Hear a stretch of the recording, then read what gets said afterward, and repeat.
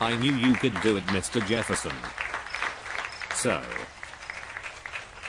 you have the Declaration with you? I do, Mr. Adams.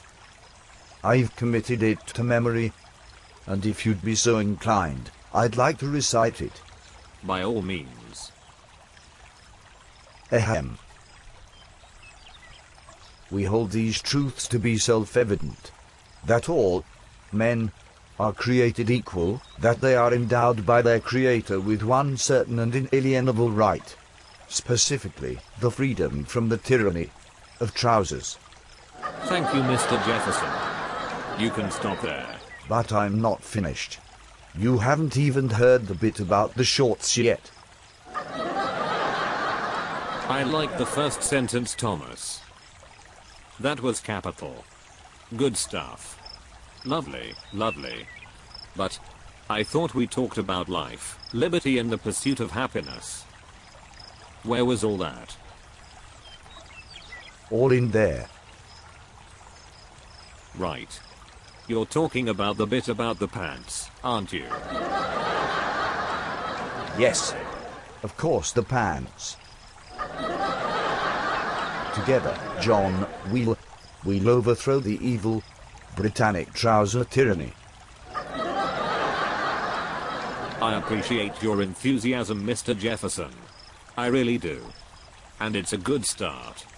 Hopefully, you'll allow me to assist you with the rewrite. Rewrite? What could I possibly need to rewrite? Each word is perfect. You said Franklin signed off on this? Naturally. I find that hard to believe. Well, believe it. He said the nobleness of its penmanship alone brought him to tears. Only, he wanted to change it from the tyranny of trousers to the tyranny of arthritis, which from where I stand would change the meaning entirely. You're right. That won't work either. Hey. I've got it. What if? Oh, I don't know. You made it the tyranny of the crown. You know, like we discussed only about 1,000,000 times. Maybe you're right. I hate that fancy, trouser-wearing buffoon almost as much as I hate trousers themselves. Lovely. Lovely.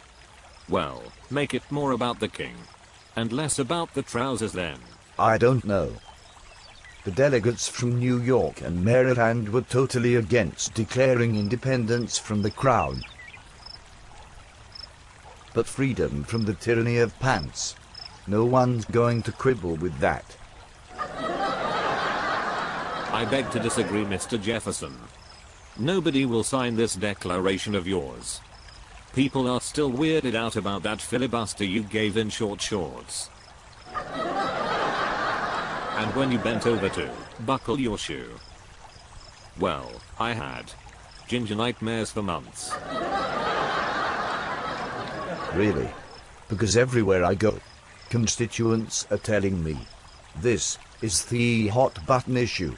They also tell me I'm blessed with a great genius that comes but once in a generation. Yes, Mr. Jefferson, but those are your slaves.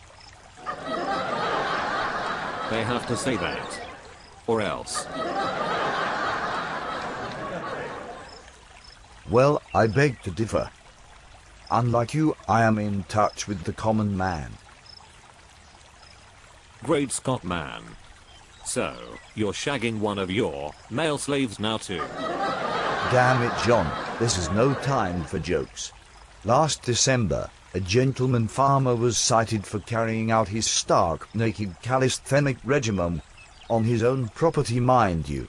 And not long ago, a renowned lawyer was fined for arguing his case in the buff. And I seem to remember something about a student suspended from school for reciting Tacitus in his birthday suit. My good man, didn't all of those things happen to you? So, they still happened. Just let me look over it. I'll give you some notes. Nothing major, of course. Just... Sir, I won't stand for this. Then by all means, Mr. Jefferson. Please, be seated. Maybe instead of the tyranny of trousers I should make it the tyranny of Adams. Really, sir? You go too far.